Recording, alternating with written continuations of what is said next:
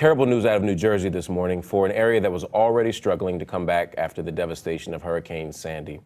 A massive fire destroyed much of the Jersey Shore Boardwalk, along with more than 50 businesses in Seaside Heights and Seaside Park in New Jersey yesterday.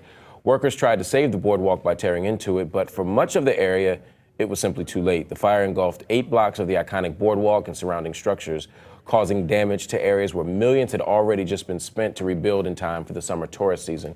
Here's what Governor Christie had to say last night.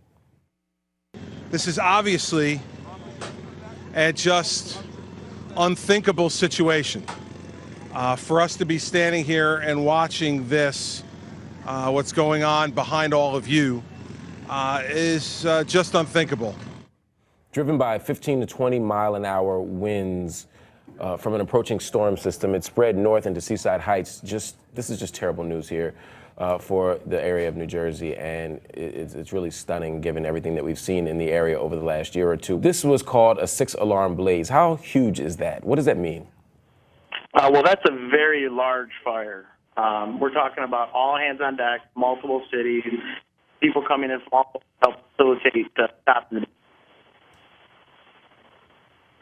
Wow, you were there during the aftermath of Sandy. When you have something of this magnitude, 6 alarms, we've seen the destruction, we've seen the damage, much of it irreparable at this point. What do we do in the way of rebuilding? What does this mean for rebuilding? It comes down to psychological rebuilding, because at the end of the day, the structures, the boardwalk, we know they can be rebuilt. We watch them be rebuilt. It's about the psychological impact that's the most important part right now. We need to focus on mentally recovering. And we purposely watched the recovery from everybody in New Jersey come together as a group, come together as a community, and actually recover. The recovery process was expedited because of that psychological impact. So people in New Jersey have the ability, and that's what they need to focus on.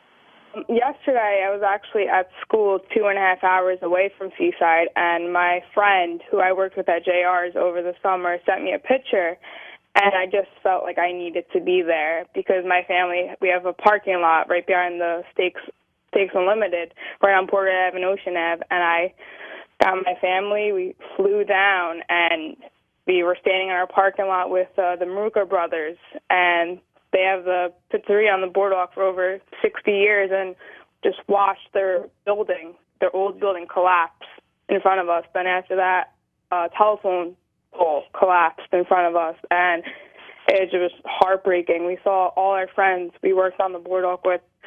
The boardwalk was was my first job when I was 13 years old, at the stands working for Helen and Bobby Stewart, who lost their arcade yesterday, lost a carousel, which was over 100 years old. And it's just, there's no words I could describe, how we all feel. We just saw our friends and we're all speechless.